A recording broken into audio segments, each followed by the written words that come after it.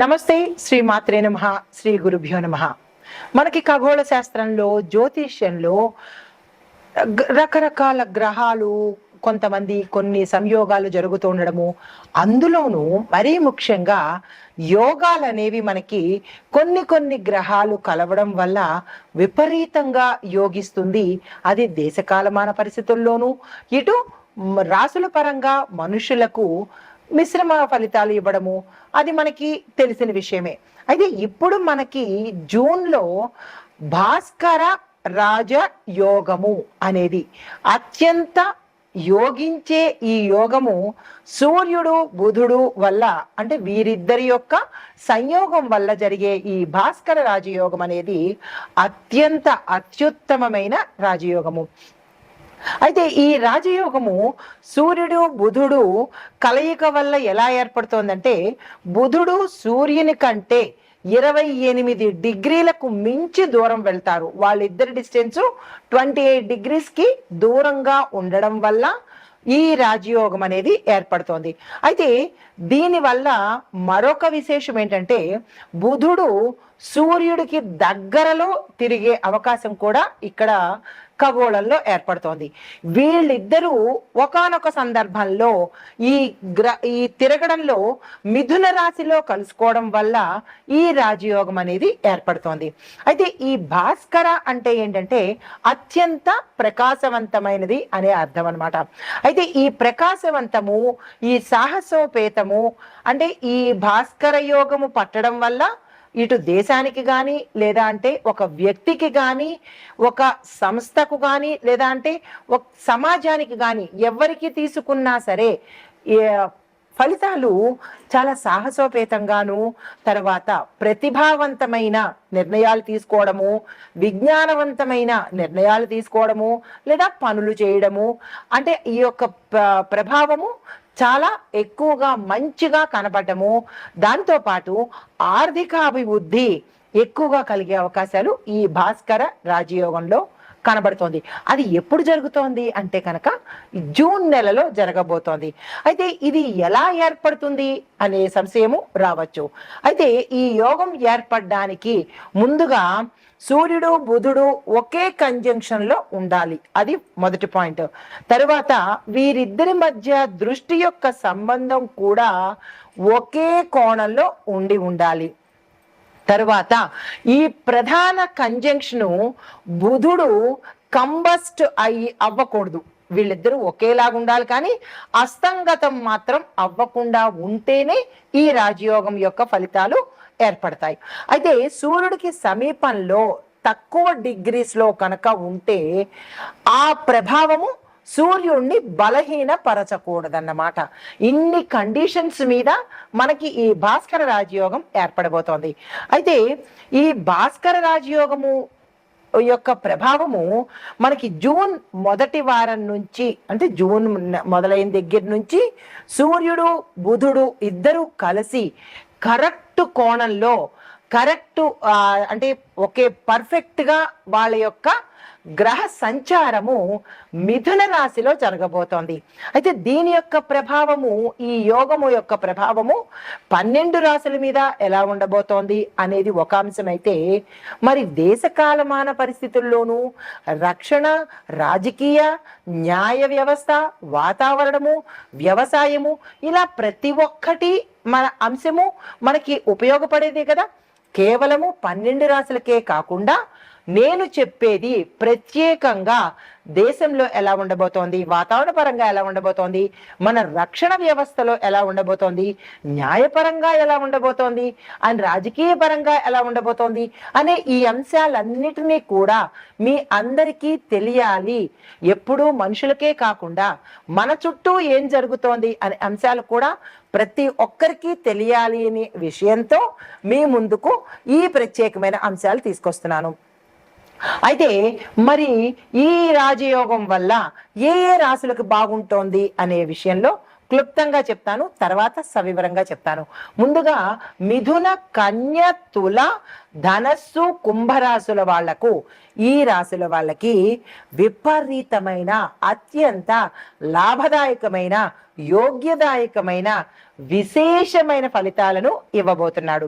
అయితే ఈ రాశుల వాళ్ళకి ఎలా ఉండబోతోంది అంటే, వీరు అత్యంత సాహసోపేతంగాను, కొత్త కొత్త అవకాశాలు తెచ్చుకోవడంలోనూ, ప్రతిభ ధైర్యము ప్రదర్శించడంలోనూ, విద్య ఉద్యోగము వ్యాపారము మీడియా కమ్యూనికేషను చట్టము అంటే న్యాయము రాజకీయ రంగాలలో ఈ ఎవరైతే ఉంటారో, ఈ నేను ఇందాక ప్రస్తావించిన రాసుల వాళ్ళు ఎవరైతే ఉంటారో వాళ్ళకి విశేషమైన ఫలితాలు కనబడబోతున్నాయి. అయితే మరి మిగతా రాసుల వాళ్ళకి ఎలా ఉండబోతోంది అంటే కనుక కొంత మిశ్రమ ఫలితాలు ఉంటాయి, కానీ అంత విశేషమైన ఫలితాలు ఈ సమయంలో దక్కబోదు. అయితే మరి సామాజిక ఆర్థిక రాజకీయ వాతావరణ రక్షణ న్యాయ వ్యవస్థల మీద ఎలా ఉండబోతోంది అనే అంశంలో రైతులకు, అంటే ముందుగా వ్యవసాయాన్ని చూసుకున్నట్టయితే రైతులకు సాంకేతికంగాను అంటే టెక్నికల్ గాను, సమాచార వ్యవస్థలు అడ్వైజరీ వ్యవహారాలు ముందుగా ఎక్కువగా బలపడతాయన్నమాట. అంటే రైతుల్ని ఎడ్యుకేట్ చేసే విధంగా ఉపయోగపడుతుంది. తర్వాత వర్షాలు కనుక సమయానికి కురిస్తే రైతులకు అత్యంత సంతోషంగాను లాభంగాను ఉంటుంది. ప్రతి ఒక్క రైతు ఆనందంతో నాట్యమాడే సమయము ఈ రాజయోగం అన్నమాట. అయితే తర్వాత మరి ఆర్థిక వ్యవస్థ ఎలా ఉంటుంది అంటే, కొత్త ఆవిష్కరణలు అంటే కొత్త కొత్త ఇన్వెన్షన్స్ ప్రవేశపెట్టడము, పెట్టుబడులతోనూ స్టార్టప్ కంపెనీలకు కమ్యూనికేషన్ రంగంలో ఉన్న సిచ్యుయేషన్స్ ఏవైతే ఉంటాయో వాటిలో ప్రొడక్టివిటీ గ్రోత్ అనేది కనబడుతుంది. తర్వాత ఎంఎస్ఎంఈ సంస్థలు సాంకేతిక పరిశ్రమలు చాలా బలపడతాయి. తర్వాత సామాజిక వ్యవస్థ ఎలా ఉండబోతోందంటే, యువతలో అత్యంత సాహసము ధైర్యము శక్తి ఆత్మవిశ్వాసాలు పెరుగుతాయి. విద్యా పరిశోధన కమ్యూనికేషన్ రంగాలలో కొత్త కొత్త ఇన్వెన్షన్స్ కూడా రాబోతున్నాయి. అయితే మరి న్యాయ వ్యవస్థ ఎలా ఉండబోతోంది అంటే, కొత్త చట్టాలు మనకి పాలసీలుగా త్వరలో అమలు రాబోతున్నాయి. ఈ విషయాలు గుర్తుపెట్టుకోవాలి మీరు. అయితే ఇలాంటివన్నీ ఫ్యూచర్లో జరగబోయేవన్నీ మనకి ముందుగా తెలియచెప్పేదే జ్యోతిష్యం అండి. అందరూ అంటారు జ్యోతిష్యాన్ని నమ్మము అంటారు. కాదు, జ్యోతిష్యాన్ని నమ్మాలి. వాస్తవాలను మన కళ్ళకు కట్టినట్టుగా చెప్పేదే, ముందుగా జాగ్రత్త పడమని చెప్పేదే జ్యోతిష్యం అనమాట. అయితే మరి రాజకీయ వ్యవస్థ ఎలా ఉంటుంది అంటే కనుక, నాయకత్వంలో మన లీడర్స్లో దూకుడుతనము కొత్త కొత్త విధానాలు కూడా ప్రవేశపెట్టబోతున్నారు. అయితే సోషల్ మీడియా కమ్యూనికేషన్ రంగాలలో వివాదాలు ప్రచారాలు కూడా ఎక్కువగా పెరుగుతాయంట. అంటే ఒకవైపు మంచి జరుగుతుంటే మరొక వైపు చెడు దుష్ప్రచారాలు కూడా జరిగే అవకాశాలు, కమ్యూనికేషను అంటే ఈ సోషల్ మీడియా కమ్యూనికేషన్ రంగాలు మంచికి ఉపయోగించుకుంటే దేశం బాగుపడుతుంది, చెడుకు ఉపయోగించుకుంటే దేశం సర్వనాశనం అయిపోతుంది. కాబట్టి ప్రతి ఒక్కళ్ళు దేశ క్షేమం కోసం మాత్రమే పని చెయ్యాలి అనేది ఒక చిన్న రిక్వెస్ట్ అన్నమాట. అయితే మరి రక్షణ వ్యవస్థ ఎలా ఉండబోతోంది అంటే కనుక, సైనిక వ్యవస్థలో కమ్యూనికేషన్ పెరుగుతుంది. సాంకేతిక రంగాలలో అంటే టెక్నికల్గా టెక్నాలజీ పరంగా అభివృద్ధి గ్రోత్ డెవలప్మెంట్ కనబడుతోంది. సైబర్ సెక్యూరిటీ అంటే చాలా అభివృద్ధి అవుతుంది, బలపడుతుంది. ఇప్పుడు ఇవాళ రేపు చాలా సైబర్ క్రైమ్స్ ఎక్కువైపోతున్నాయి. దాన్ని కంట్రోల్ చేసి ప్రజలకు మంచి చేసే ఉద్దేశాలతో కొత్త కొత్త చట్టాలు కానీ కొత్త కొత్త ప్రణాళికలు కానీ జరిగే అవకాశాలు ఈ భాస్కర రాజయోగంలో ఎక్కువగా కనబడుతోంది.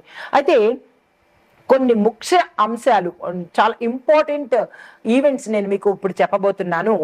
భాస్కర ఈ రాజయోగం వల్ల ఇంటెలిజెన్సు కమ్యూనికేషన్ స్కిల్స్ రచనా ప్రతిభ న్యాయము పాలిటిక్స్ టెక్నాలజీ ఈ రంగాలలో పెద్ద పెద్ద అవకాశాలు యువతకు వస్తాయన్నమాట.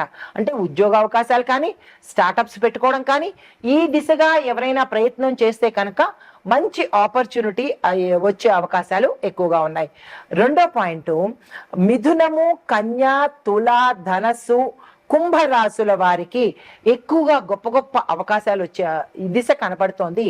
ఈ రాశుల్లో ఉండేవారు ఎవరైనా సరే, ఏ రంగంలో ఉన్న వాళ్ళైనా సరే, మీ టాలెంట్ను ప్రదర్శించడం కానీ, కొత్త కొత్త అవకాశాలు వెతుక్కోవడం కానీ ఈ సమయంలో కనుక చేసినట్టయితే మీరు హై స్థాయికి వెళ్ళే అవకాశాలు చాలా ఎక్కువగా కనపడుతున్నాయి.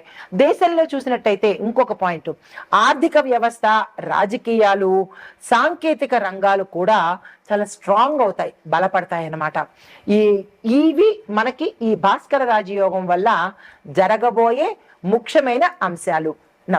ఈ భాస్కర రాజయోగంలో ఇందాక మనము చెప్పుకున్నది ఏంటంటే దేశ కాలమాన పరిస్థితులను బట్టి ఎలా ఉండబోతోంది, ఏ రాసుల వాళ్ళకి విశేషమైన ఫలితాలు, విశేషమైన లాభాలు, విశేషమైన ప్రతిభలు, ఇంకా వాళ్ళు పట్టిందల్లా బంగారం అనేటట్టుగా ఉండే రాసుల గురించి చెప్పాను. అయితే ఇప్పుడు మేషాది ద్వాదశ రాసుల వారికి ఒక్కొక్క రాశికి ఎలా ఉండబోతోంది అనే అంశంలో తదుపరి రాశి తులారాశి. ఈ తులారాశి వారికి ఈ భాస్కర రాజయోగంలో అనగా సూర్యుడు మరియు బుధుడు మిథున రాశిలో సంచరించడం వల్ల మీ యొక్క రాశిలో 9వ ఇంట ప్రభావాన్ని చూపిస్తున్నాడు. అయితే 9వ ఇంట ప్రభావం మీ మీద ఎలా ఉండబోతోంది అంటే కనుక విద్యార్థులకు విశేషమైన విద్య, వాళ్ళు క్యాంపస్ సెలక్షన్స్ కానీ లేదా వేరే కోర్సులు నేర్చుకోవడం కానీ, విదేశాలు వెళ్ళడం కానీ, ఇలాగ విద్యార్థులకు ఇది చాలా గోల్డెన్ పీరియడ్. ఆ ప్రయత్నం చేసుకోండి. ప్రయాణాలు, ఎవరైనా ఏ ప్రయాణాలు చేసుకోవాలన్నా క్షేత్ర దర్శనం కోసం కానీ, పర్సనల్ పనిలో కానీ, లేదా బిజినెస్ ప్రయాణాలు కానీ, ఇలా ఏ ప్రయాణాలు చేసినా మీకు దానిలో లాభాలు వచ్చే అవకాశం చాలా ఎక్కువగా కనబడుతోంది. దీంతో పాటు మతపరమైన కార్యక్రమాలు కూడా చాలా విశేషంగా చేస్తారు. ఇలాంటివన్నీ ఈ 9వ ఇంట వీటి యొక్క ప్రభావం కనబడుతోంది. అయితే మరి పరిహారాలు, శుక్రవారం రోజున లక్ష్మీ అమ్మవారికి ఈ రాశి వాళ్ళు, కొన్ని రాశుల వాళ్ళు, ఇక్కడ మీకు ఒక సందేహం కలగచ్చు, శుక్రవారం నాడు లక్ష్మీ అమ్మవారికి తెల్లని పూలే పూజ చెయ్యమన్నారు అని మీరు అనుకోవచ్చు. కానీ రాశి నుంచి రాశికి, ప్రతి ఒక్క రాశికి ఒక్కొక్క విశేషం ఉంటుంది. అక్కడ ముందు చెప్పిన రాశిలో వాళ్ళకి అమ్మవారిని తెల్లని పూలతో మాత్రమే పూజ చేయాలి. ఇక్కడికి ఈ రాశిలోకి వచ్చేటప్పటికి అమ్మవారిని గులాబీ పూలతో పూజ చేసినట్టయితే ధనపరమైన అడ్డంకులు కానీ, ఎవరైనా మీ ధనాన్ని దొంగిలించడం కానీ, స్కామ్ చేయడం కానీ, లేదా మీ దగ్గర తీసుకుని తిరిగి ఇవ్వకపోవడం కానీ, ఇలా ధనపరంగా ఏమైనా ఇబ్బందులు ఉంటే గులాబీ పూలతో కనుక పూజ చేస్తే ధన సంపద రావడంతో పాటు వదిలేసుకున్న ధనం కూడా మన దగ్గరికి వచ్చి చేరే అవకాశం కనబడుతోంది. ఈ విషయాన్ని ప్రతి ఒక్కళ్ళు గుర్తెరిగే ప్రయత్నం చేయండి. అక్కడ అలా చెప్పారు, ఇక్కడ ఇలా చెప్పారు అని వంకలు పెట్టకుండా, రాశి నుంచి రాశికి, మనిషి నుంచి మనిషికి ఫలితాలు కూడా తేడా ఉంటాయి. అక్కడ వీళ్ళిద్దరూ ముందు చెప్పినట్టుగా ఆ రాశిలో ఈ బుధుడు, సూర్యుడు వేరే ఇంట్లో సంచారం చేస్తున్నారు, మరి ఆ ఫలితాలు వేరేగా ఉంటాయి కదా. అలాగే ప్రతి దానిలోనూ ఒక్కొక్క విశేషం ఉంటుంది. దానికి తగ్గట్టుగా పరిహారాలు కూడా చెప్పడం జరిగింది. అయితే ఈ గులాబీ పూలతో పూజ చేయడం వల్ల ముళ్ళు తీసేసి చెయ్యండి. అంటే ముళ్ళు ఉన్న గులాబీ పూలతో అమ్మవారికి పూజ చేయకండి. ముళ్ళు దగ్గర కట్ చేసి ముళ్ళు లేని భాగాన్ని తీసుకొని అమ్మవారికి పూజ చేసినట్టయితే ధనపరమైన ఇబ్బందులు కానీ, లేదా అంటే దొంగతనాలు కానీ, ఇలా మీరు ధనపరంగా ఏ ఇబ్బందులు పడుతున్నారో అవి తొలగిపోయే అవకాశము, సానుకూలమైన ఫలితాలు పొందే అవకాశము కనబడుతోంది. నమస్తే.